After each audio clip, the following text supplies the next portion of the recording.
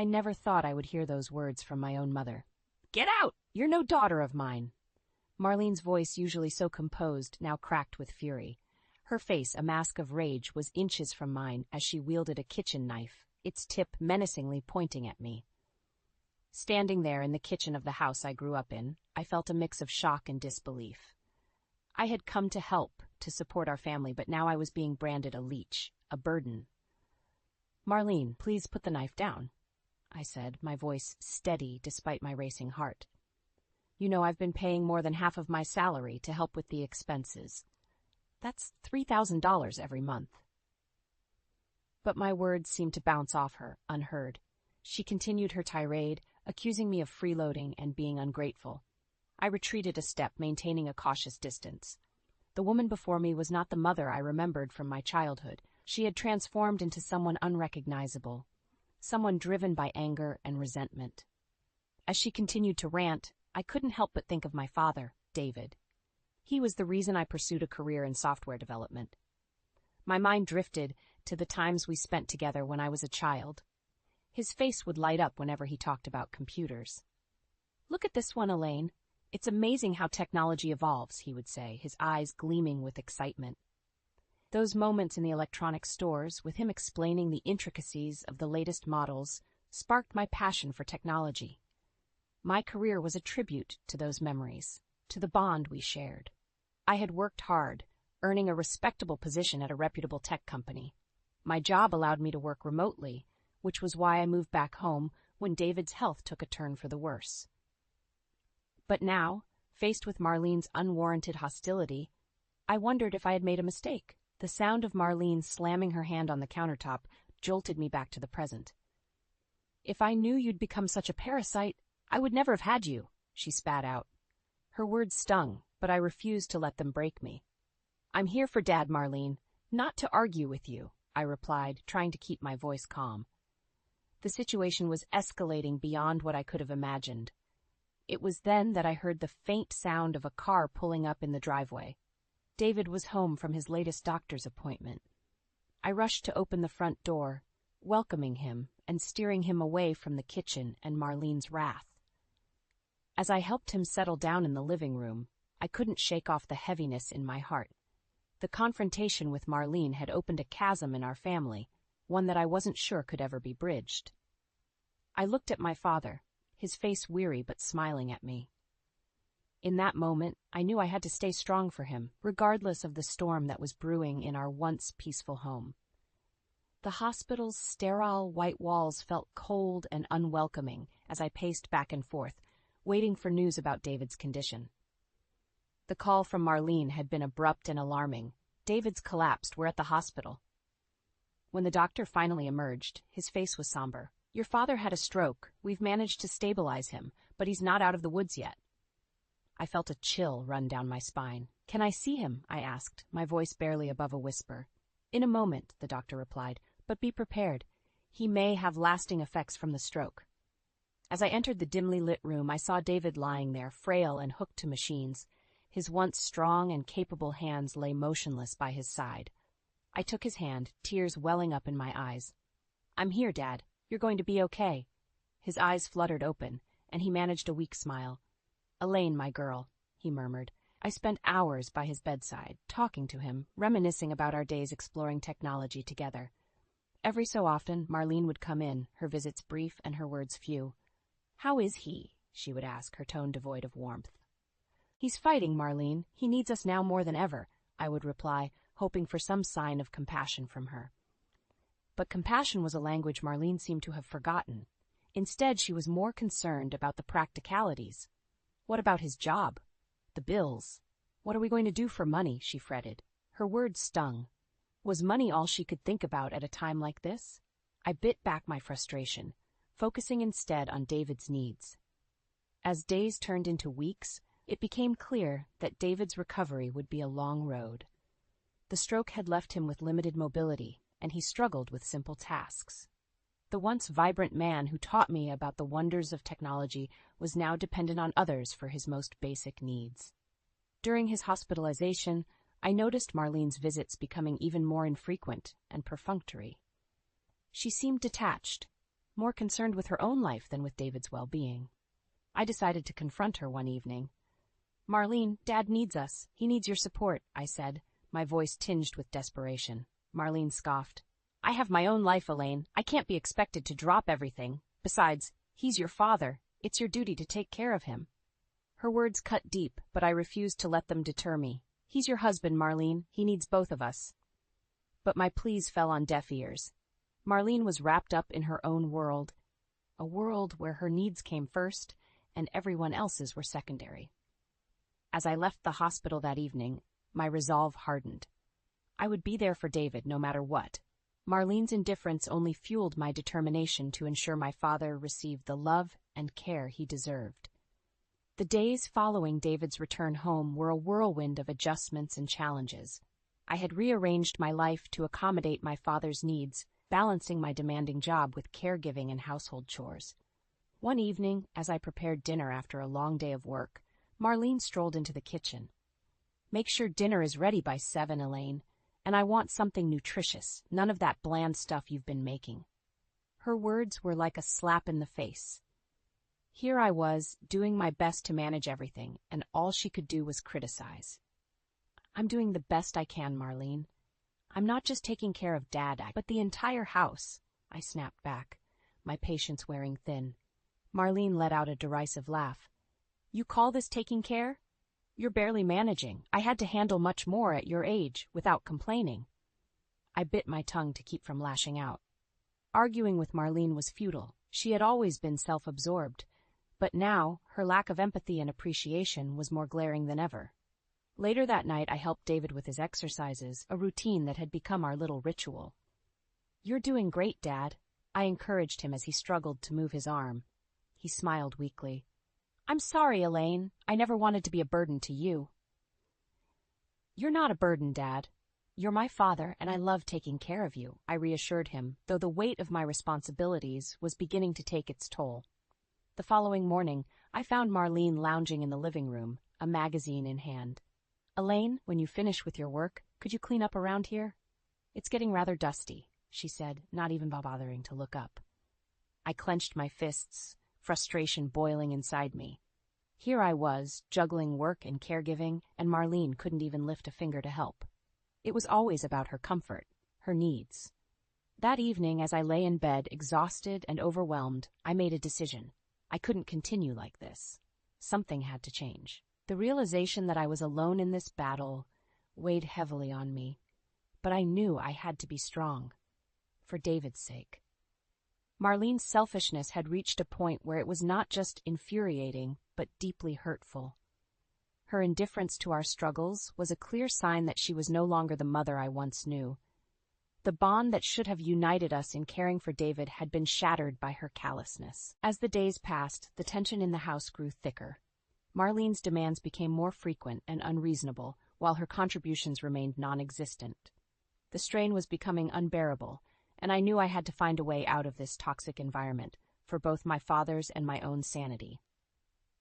The discovery was accidental, yet it shattered any remaining illusions I had about Marlene.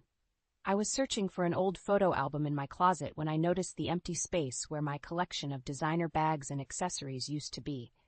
Confusion turned to horror as I realized they were all gone. Confronting Marlene was inevitable. "Did you go into my room and take my things?" I asked, my voice trembling with a mix of anger and disbelief. Marlene, lounging on the sofa with a glass of wine, didn't even bother to look up. "Your room? This is my house, Elaine. I don't need your permission to enter any room." Her nonchalant dismissal of my privacy was infuriating, but what she said next was even worse. "You had some pretty good stuff there. Sold them off for a nice sum. You should be thanking me for making good use of them." I was speechless. The audacity of her actions was beyond belief. "You sold my belongings? Those were mine, Marlene. You had no right." Marlene scoffed, finally turning to face me. "Right? I'm your mother. I have every right. Besides, it's only fair since you're living here rent-free." Her twisted logic made my blood boil. "Living here to take care of Dad is not living rent-free, and what you did is theft, Marlene, plain and simple." But Marlene was unmoved. "Theft? Don't be dramatic, Elaine. I'm just taking what's owed to me. After all, I've been putting up with you and your father." That was the last straw. The woman in front of me was not the mother I grew up with. She was a stranger, consumed by selfishness and greed. Over the next few days, I struggled to come to terms with Marlene's betrayal. My sense of violation was profound. But more than that, it was the realization that she saw us not as family, but as assets to exploit. I began to plan our escape. David, despite his weakened state, was supportive. "We can't stay here, Elaine, not with her," he said one evening, his voice filled with sadness and resolve.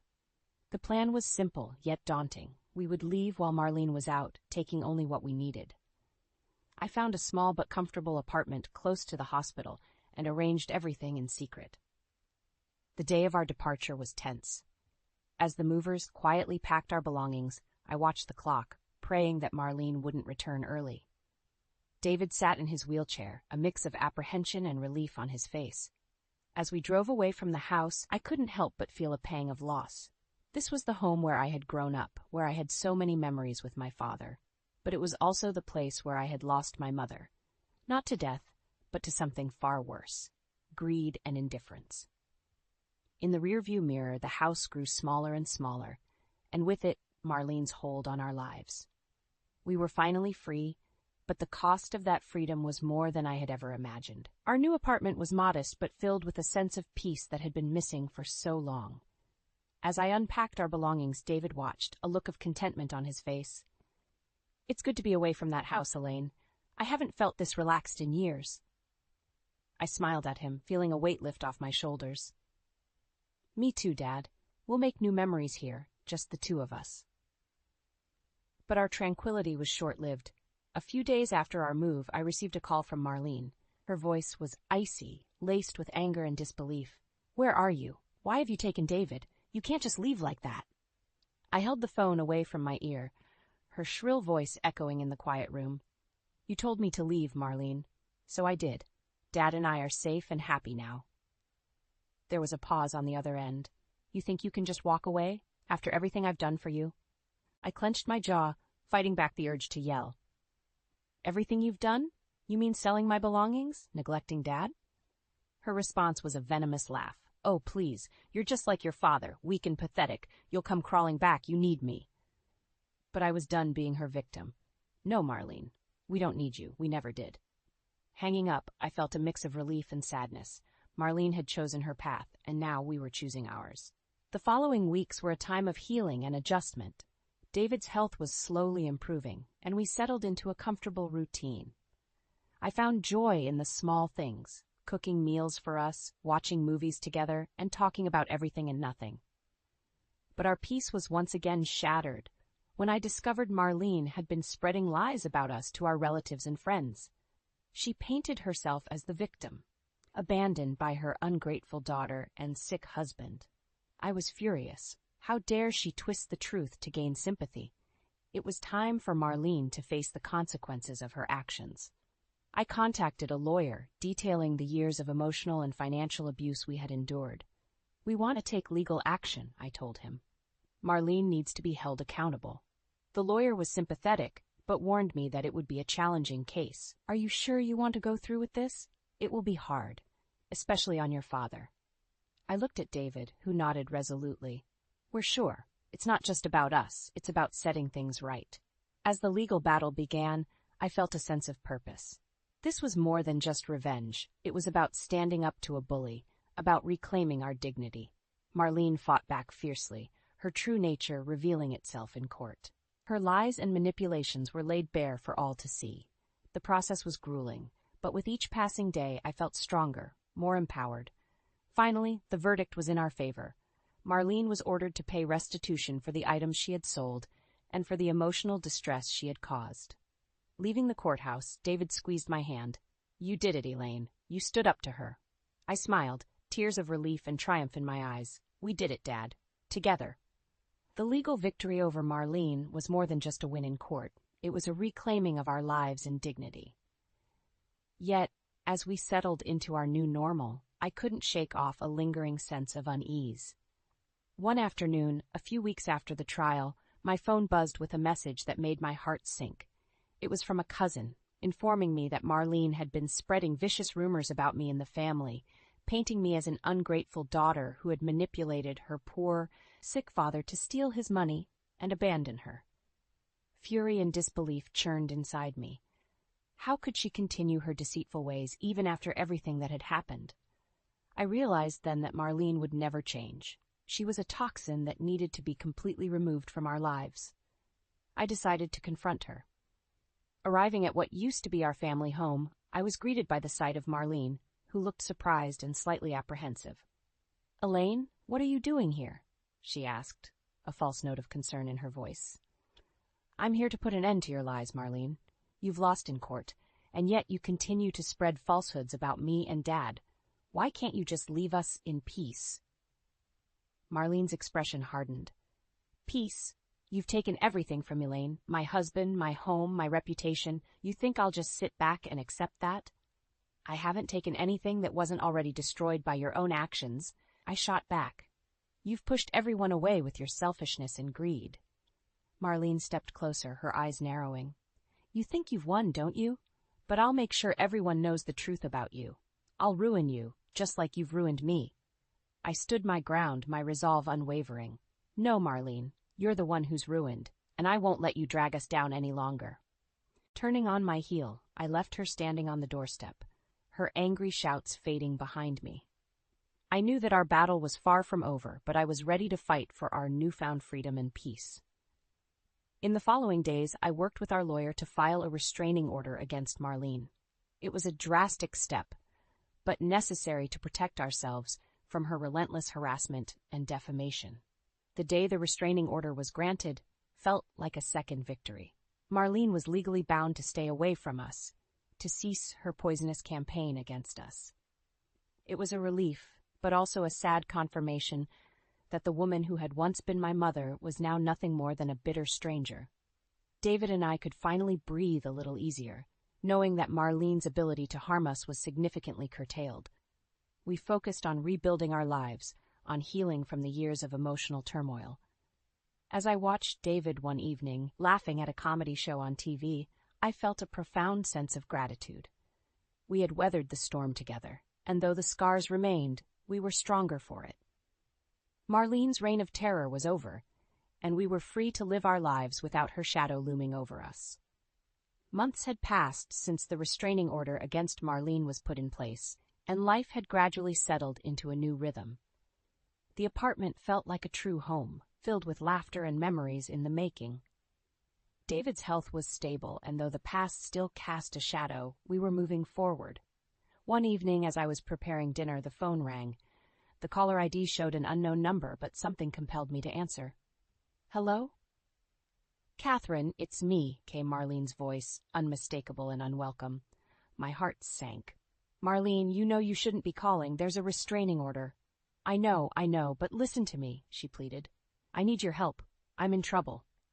Her words were laced with desperation, a stark contrast to her usual haughty tone. "What kind of trouble?" I asked, despite myself.